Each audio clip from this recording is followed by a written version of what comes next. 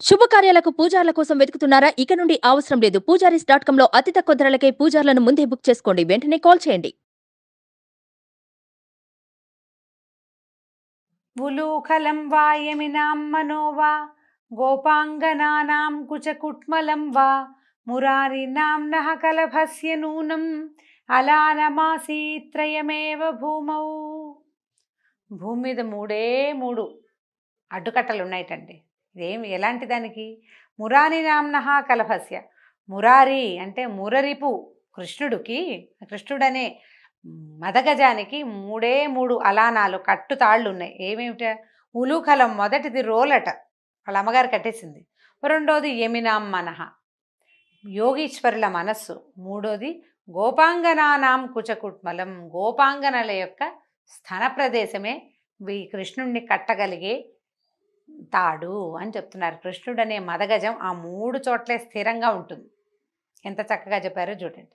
ఇక్కడి నుంచి మనం చెప్పబోయేది గోపికా గీతలు. వీటిని రాసపంచాధ్యాయి అంటారు. దశమస్కంధంలో అంటే భాగవతం, శ్రీమద్భాగవతం దశమస్కంధంలో వ్యాసుల వారు రచించిన దాంట్లోనే 29 నుంచి 33 వరకు ఉన్నటువంటి 5 అధ్యాయాల్ని రాసపంచాధ్యాయి అంటారు.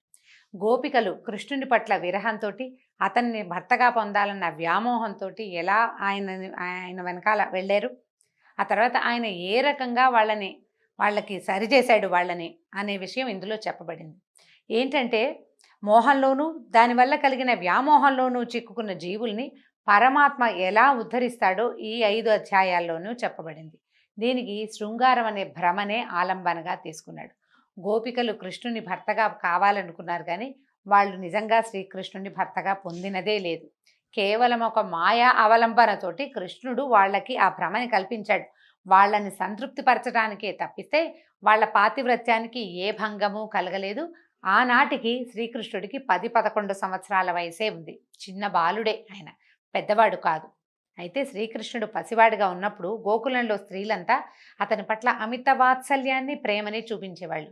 పెరుగుతూ ఉంటే క్రమంగా ఏమైంది, ఈయన పెరుగుతూ ఉండి ఆయన తాలూకు లీలలు విజృంభించేసరికి వాత్సల్యం ప్రేమగా, ఆ పైన ఆరాధనగా మారింది. ఆ తర్వాత అది ఒక శృంగార భావనగా పరిణమించింది.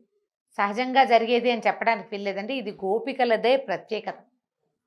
జీవులు ఎలా పరమాత్మ వైపు ఆకర్షింపబడతారో చెప్పడానికే ఇది చెప్పబడుతోంది. వాళ్ళ మనసుల్లో ఏముందో కృష్ణుడికి తెలుసు. వాళ్ళ వ్యామోహాన్ని ఈ మంచి మాటలతోటి కానీ ఉపదేశాలతోటి కానీ తొలగించడం సాధ్యం కాదు. అది కేవలము విష్ణుమాయకి మాత్రమే సాధ్యపడుతుంది.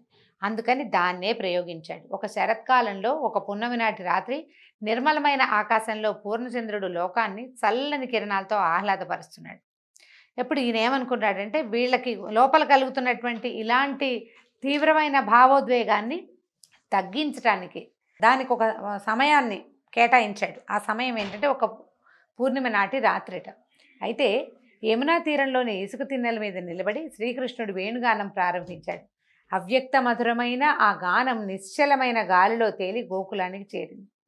ఆ గానం విన్న గోపకాంతలు యోగమాయా ప్రభావానికి లోనయ్యి ఒళ్ళు మరిచి ఎలా ఉన్నవాళ్ళు అలాగే సగం అలంకారాల్లో ఉన్నవాళ్ళు, సగం వస్త్రాలు వేసుకున్న వాళ్ళు, సగం తల దువ్వుకున్న వాళ్ళు, పువ్వులు పెట్టుకుంటూ, పువ్వులు కడుతూ, పువ్వులతోటి వెన్న చిలుకుతూ, వెన్నతోటి అన్నం తింటూ, అన్నం చేత్తోటి ఎలా ఉన్నవాళ్ళు అట్లా లేచి బయలుదేరేశారు. ఒకరికి తెలియకుండా ఒకళ్ళు బయలుదేరి వచ్చేశారు.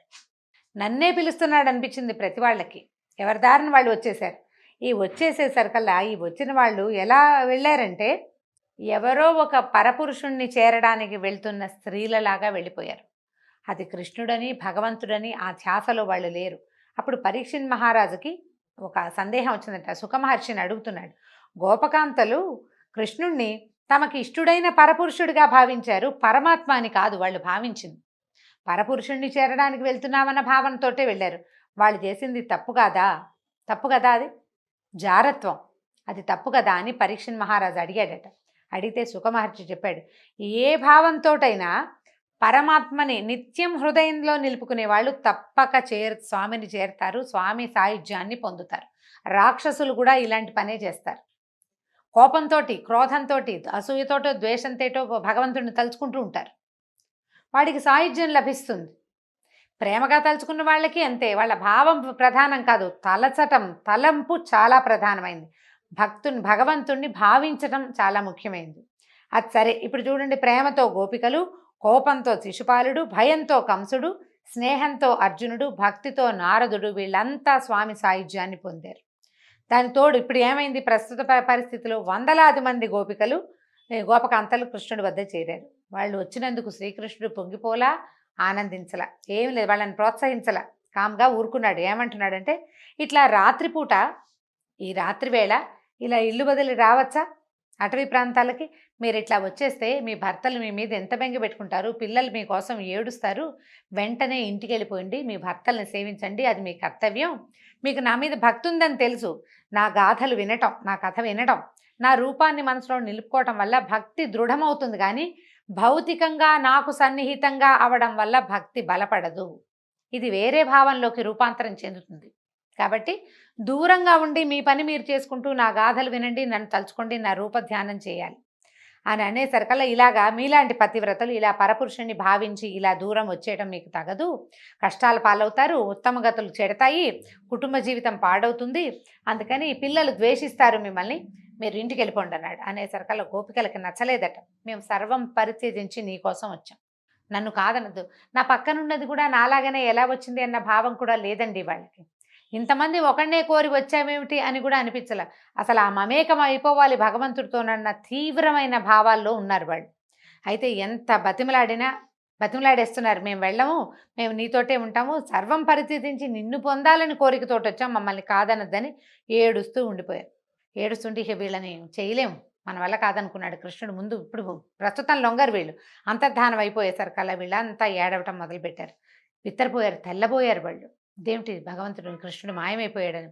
ఇక ఏం చేస్తున్నారో తెలియకుండా ఈ కృష్ణుడి వియోగాన్ని తట్టుకోలేక పిచ్చివాళ్ళు అయిపోయారు.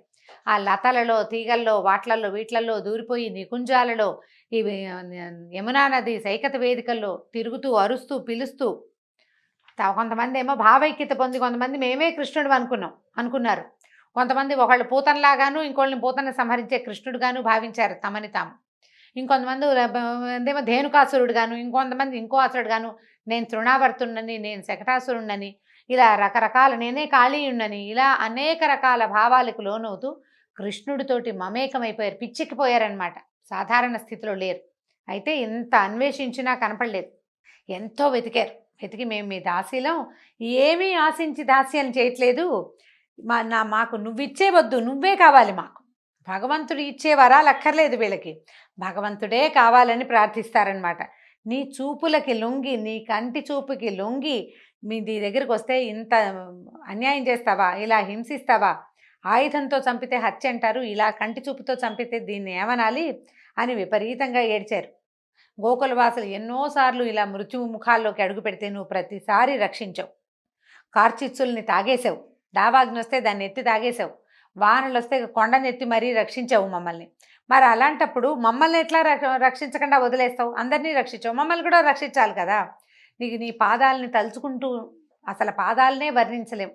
ఆ పాదాల సౌందర్యమే ఆ నిరుపమాన సౌందర్యం, తలుచుకోకుండా ఉండలేము. ఎంత చెప్పినా తనివి తీరదని, అసలు మామూలు పిచ్చి కాదనమాట. ఆ పాదాలు భూమి ఎంత పుణ్యం చేసిందో, ఈ పాదాలతోటే నువ్వు అక్కడే ఆవిడ మీదే తిరుగుతున్నావు అని ఎంత పొగిడారో, ఎన్ని రకాలుగా ప్రార్థించారో, ఎంత పిచ్చెక్కిపోయారో. అసలు మేము కుదురుగా ఇంట్లో ఉంటే నువ్వు ఈ సంగీతంతో కదా మమ్మల్ని పిలుచుకొచ్చావు, ఇలా మమ్మల్ని జడగొట్టావు, మేము ఇట్లా ఇక్కడికి వచ్చేసిన తర్వాత ఇప్పుడు నిన్ను మహాపురుషుడు అనాలి, నిన్నేమనాలి, నువ్వు ఇలా ఎందుకు వచ్చేసావు, వెళ్ళిపోయావు అని చెప్పి ఇంకా ఎన్నో భావాలతోటి. మాలో మాకు పోటీ అన్న భావన లేదు, ప్రతి వాళ్ళకి కృష్ణుడు కావాల్సింది అంతే. ఇక అట్లా ఉన్నారు ఏడ్చారు, విపరీతంగా దుఃఖించిన తర్వాత కొంచెం తెల్లవారుతుండగానే కృష్ణుడు మళ్ళీ కనపడ్డాడు. వాళ్ళ మధ్య ప్రత్యక్షమయ్యాడు. వాళ్ళంతా తమ ఉత్తరీయాలు, పైనున్న వస్త్రాలు పరిచి కృష్ణుడిని కూర్చోబెట్టారు. ఒక సందేహం ఉంది, తీర్చమన్నారు. మరి కృష్ణుడు భగవంతుడని తెలుస్తూనే ఉంది కదా. ఏమిటంటే, కొందరు కేవలం తమను సేవించే వాళ్ళనే అనుగ్రహిస్తారు, కొందరు తమను సేవించని వారిని కూడా అనుగ్రహిస్తారు, కొందరు కఠినాత్ములు తమరు సేవించిన వారిని కానీ సేవించని వారిని కానీ అనుగ్రహించరు. ఇప్పుడు ఇంతమందిని సృష్టించింది దేవుడే కదా, ఇన్ని తేడాలు ఎందుకు పెట్టాడు దేవుడు? కొందరు అలాగా, కొందరు ఇలాగా ఎందుకు చేశాడు భగవంతుడు అని అడిగేసరికల్లా కృష్ణుడు ఎంతకంటే తెలివిగా చెప్పాడు. ఈ లోకంలో తమని సేవించే వారిని అనుగ్రహించేవారు ఉన్నారని మీరు అన్నారు, ఆ మాటలనే చూసుకోండి, వాటినే విశ్లేషిద్దాం. ఒకడు సేవిస్తున్నాడు, అవతలవాడు సేవించేవాడిని అనుగ్రహిస్తున్నాడు. సేవించేవాడు అనుగ్రహాన్ని ఆశిస్తున్నాడు, అనుగ్రహించేవాడు సేవల్ని ఆశిస్తున్నాడు. వీళ్ళిద్దరు ఏమిటి, పరస్పర భావాలతోటి పనిచేస్తున్నారు. అంతే కదా, నేను నీ సేవను ఆశిస్తాను, నువ్వు నా వరాలను ఆశిస్తావు. అదే జరుగుతోంది. వీళ్ళిద్దరి మధ్య ఉన్నది స్వార్థం. నేను నీకు ఇది ఇస్తాను, నువ్వు నాకు అది ఇవ్వు. నేను నీకు కొబ్బరికాయ కొడతాను, నువ్వు నాకు కావలసిన పని చేసి పెట్టు. అంతే కదా. అయితే వీళ్ళ మధ్య స్నేహం కానీ, ప్రేమ కానీ, ధర్మం కానీ లేవు. కేవల స్వార్థమే ఉంది. తమని ప్రేమించకపోయినా, సేవించకపోయినా అనుగ్రహించే వాళ్ళు ఉన్నారని మీరు అన్నారు. ఉన్నారు. మన తల్లిదండ్రులే అలాంటి వాళ్ళు. మా పిల్లలు బాగా చూసుకున్నా చూసుకోకపోయినా పిల్లల మీద ప్రేమ పోదు వాళ్ళకి. ప్రతిఫలాపేక్ష లేని ప్రేమ. వాళ్ళ అనుగ్రహంలో పరిపూర్ణమైన ధర్మము, అవధులు లేని స్నేహము ఉంటాయి. కొందరు ఎంత సేవించినా అనుగ్రహించరని, అటువంటి వాళ్ళని కఠినాత్ములు అనాలని మీరు అంటున్నారు. అయితే ఇప్పుడు చూడండి, తమను సేవించిన వారి పట్లే అలా ఉండే కఠినాత్ములు ఇక ఎన్నడూ సేవించని వారికి ఏం చేస్తారు అని మీ ప్రశ్న. మీరింత నా కోసం వచ్చినా కూడా నేను అదృశ్యమయ్యానని, అంతర్ధానం అయిపోయానని మీరు అలకని వ్యక్తం చేస్తున్నారు. నేను కఠినాత్ముడని నన్ను అనకుండానే అంటున్నారు మీరు. మీరు ఎంత సేవించినా అనుగ్రహించని కఠినాత్ముడుగా నన్ను భావించవద్దు. మీరు ఏది ధర్మం ఏది అధర్మం అని తెలుసుకోకుండా మిమ్మల్ని మిక్కిలి ప్రేమించే కుటుంబాన్ని, కుటుంబ సభ్యుల్ని, బంధువులని, భర్తలని వదిలిపెట్టి ఇట్లా వచ్చేశారు. ఇలా నాతో ప్రత్యక్షానుభవం ధర్మం కాదు. నాతో శృంగారం అనేది ధర్మం కాదు. సఖులారా, ఒక పేదవాడికి అనుకోకుండా అఖండ ఐశ్వర్యం లభించింది. దాన్ని ఆనందంగా అనుభవిస్తుంటే ఆ ఐశ్వర్యం ఉన్నట్టుండి పోయిందనుకోండి, వాడు రాత్రింబవళ్ళు పోయిన దాన్నే తలుచుకుంటూ ఉన్నదాన్ని గుర్తించడు, ఇంకా ఇతర విషయాలు పట్టించుకోడు. అలాగే నేను ప్రేమించే భక్తులకి, అంటే నన్ను ప్రేమించే భక్తులకి నా ధ్యానం నిరంతరాయంగా కొనసాగటానికి నేను కొద్దిసేపు కనిపించి అదృశ్యమైపోతాను. నా పరోక్షంలో మీ తలపులు నా మీద స్థిరంగా ఉంచటం కూడా అలవాటవ్వాలని మీ మధ్య నుంచి అదృశ్యమయ్యాను, కానీ మిమ్మల్ని బాధించడానికి కాదు. మీరు కులస్త్రీలు, భక్తులు, నా కోసం లోకపు కట్టుబాట్లని, గృహస్థ ధర్మాన్ని వదిలిపెట్టి వచ్చేశారు. మీ ప్రేమ కల్మషం లేదు. ఈ అనన్య భక్తికి నేనేమిచ్చినా తక్కువే అవుతుంది. దేవతలకు ఉన్నంత ఆయుర్దాయం పొంది జన్మాంతం ప్రయత్నించినా కూడా మీరు చూపించే ప్రేమకి ప్రత్యుపకారం చేయటం సాధ్యం కాదు. మీ అమలినమైన ఈ ప్రేమ ఎప్పుడు ఇలాగే ఉండేలాగానే చేసి మీ రుణం తీర్చుకుంటాను అని చెప్పాడు. అయితే ఎంత చెప్పినా ఈయనతో సాన్నిహిత్యాన్ని అనుభవిస్తే కానీ వాళ్ళు ఊరుకునేలాగా లేరు. అయినా కూడా వారి సౌశీల్యం కాపాడతానని మాటిచ్చాను కాబట్టి ఏం చేశాడట కృష్ణుడు, ప్రతి వారితోటి వాళ్ళు కోరిన విధంగా ప్రవర్తించిన భావాన్ని వాళ్ళకి కలగజేశాడు యోగమాయతోటి. అందుకని ఏం చేశాడు, మనం రాసోత్సవం చూస్తాం, హరికి నడుమ వయారి, లేదా ఇద్దరు స్త్రీలకి మధ్యలో హరి అని పద్యాలు పాటలు వింటూ ఉంటాం. దీన్ని అంగనామంతరే మాధవో మాధవం చాంతరేన అంగన అని కృష్ణకర్ణామృతంలో కూడా చెప్పారు. ఇద్దరు అంగనలకి మధ్య మాధవుడు, ఇద్దరు మాధవులకి మధ్య ఒక అంగన అని చెప్పి ఏం చేశాడు, ప్రతి వాళ్ళతోటి కృష్ణుడు వాళ్ళతోటే ఉన్న భావనని కలిగించాడు. ఒక కృష్ణుడే ప్రతి గోపికతోటి తను ఒక కృష్ణుడుగా కనిపించాడు. అందరూ చేతులు పట్టుకుని వలయాకారంగా నాట్యం చేయటం మొదలుపెట్టారు. నాట్యం చేయటమే రాసక్రీడ అని చెప్తారు దీన్ని. అయితే ఇట్లా కృష్ణుడు అనేక మంది కృష్ణులై వాళ్ళకి భ్రమ కలిగించాడు. క్రమంగా సాన్నిహిత్యం పెరిగిన భావన, అతన్ని కౌగిలించుకోవటం, ముట్టుకోవటం, స్పర్శించటం, అతనితోటి మమేకంగా ప్రవర్తించటం వల్లే కృష్ణుడు తమవాడైపోయాడని, తమ సొంతమైపోయాడనే భావనని గోపికలు లోపల పొందారు. అంటే భౌతికమైన స్పర్శ లభించటం వల్ల ఇతను మనవాడేనన్న భావనని వాళ్ళు పొందారు. తర్వాత అందరూ కలిసి కృష్ణుడితో జలక్రీడలాడారు. ఇలా వర్ణిస్తుంటే ఒక పరీక్షణ్ మహారాజుకి చాలా డౌట్లు వచ్చినాయి, మనకు కూడా వస్తాయి. ఇప్పుడు ధర్మ ప్రతిష్టాపనకి అవతరించిన కృష్ణుడు పరభార్యల్ని ఎలా స్పృశించాడు, ఇది లోక మర్యాదని అతిక్రమించడం కాదా, ధర్మ విరుద్ధం కాదా అని అడిగితే శుకులు చెప్తున్నారు, యోగమాయ ప్రభావం చేతే శ్రీకృష్ణుడు గోపికల మనసులోని శృంగార భావాలు పోగొట్టడానికి సంకల్పించాడని ఇంతకుముందే చెప్పబడింది. కొన్ని వందల అద్దాలు వివిధ కోణాల్లో అమర్చి ఉన్న చోటకి ఒక చిన్న పిల్లాడు వెళ్ళాడు అనుకోండి లోపలికి. వాడు తన ప్రతిబింబాలనే అన్ని చోట్ల చూసి తనలాంటి వాళ్ళే చాలామంది పిల్లలు ఉన్నారని భ్రమపడతాడు. వాళ్ళందరూ తనతో ఆడుకోవడానికి వచ్చారని అనుకుంటాడు. తను చేసిన ప్రతి కదలిక వాళ్ళందరూ చేస్తుంటే వాళ్ళతో ఆడుకుంటున్నాననే భావనలో ఉంటాడు. పిల్లవాడు నవ్వితే అందరూ నవ్వుతారు, అద్దాల్లో ఉన్న పిల్లలంతా నవ్వుతారు కదా. ఒక అద్దాన్ని ముట్టుకుంటే అన్ని అద్దాల్లోని ముట్టుకున్న పిల్లలందరినీ ముట్టుకున్న భావం కలుగుతుంది. పట్టలేని ఆనందంతో పిల్లవాడు చాలా సంతోషపడిపోతాడు. వాస్తవానికి ఏముంది అక్కడ? ఉన్నది ఒక్క పిల్లవాడే. అతను ఏ ప్రతిబింబాన్ని ముట్టుకున్నది లేదు, ప్రత్యేకంగా ఆడింది లేదు. అలాగే శ్రీకృష్ణుడు గోపవనితలకి తనతో విహరించిన భావాన్ని కలగజేశాడు. వాళ్ళు ఆనందించేలాగా చేశాడు. కరస్పర్శలు, ఆలింగనాలు మొదలైన చేష్టలతో తమని అలరించిన అనుభూతిని కలిగించాడు. భగవదనుభవం జీవులు కోరితే కలిగేది కాదు, ప్రయత్నిస్తే లభించేది కాదు. వాళ్ళు ప్రయత్నం వల్ల ఆ అనుభవం పొందే అర్హత మాత్రమే కలుగుతుంది. ఆ పైన భగవంతుడు అనుగ్రహించినప్పుడే ఆ అనుభవం దొరుకుతుంది ఎవరికైనా. మనం ఎంతో ట్రై చేస్తాం, మెడిటేషన్లు అవి ఇవి చేస్తాం, బోల్డ్ అంత ప్రార్థన చేస్తాం, విపరీతంగా పూజలు చేస్తాం. మనం ఏంటి, దానికి వెళ్ళడానికి ఒక మెట్టెక్కుతున్నాం అన్నమాట. సాధనలో, ఉపాసనలో మనం మెట్లెక్కుతాం. ఆ ఆఖరి మెట్టుకి భగవంతుడు మనని చేదుకున్నప్పుడే మనం పైకి ఎక్కగలుగుతాం. అప్పుడే మనకి పూర్తిగా భగవద్ అనుభవం కలుగుతుంది. ఆయన ఒప్పుకుంటే కానీ అది కుదరదు. మన కర్మ పరిపక్వం అయితే కానీ భగవద్ అనుభవం, భగవత్ సాక్షాత్కారం కుదరదు. అయితే ఈ స్త్రీల అనన్య భక్తి వాళ్ళకి ఆ అర్హతనిచ్చింది. అప్పుడు వాళ్ళ కోసం కృష్ణుడు ఒక భావనాత్మకమైన ఈ సన్నివేశాన్ని కల్పించాడు. భావనా జగత్తులో పరమాత్మ ఒకడే బింబం, అతడే సత్యం. జీవులందరూ కూడా అతని ప్రతిబింబాలు మాత్రమే. ఈ ప్రపంచం, ప్రకృతి ఒక అద్దం లాంటిది, అంతే. ఆ భగవంతుడు అందులో రకరకాల రూపాల్లో కనపడతాడు.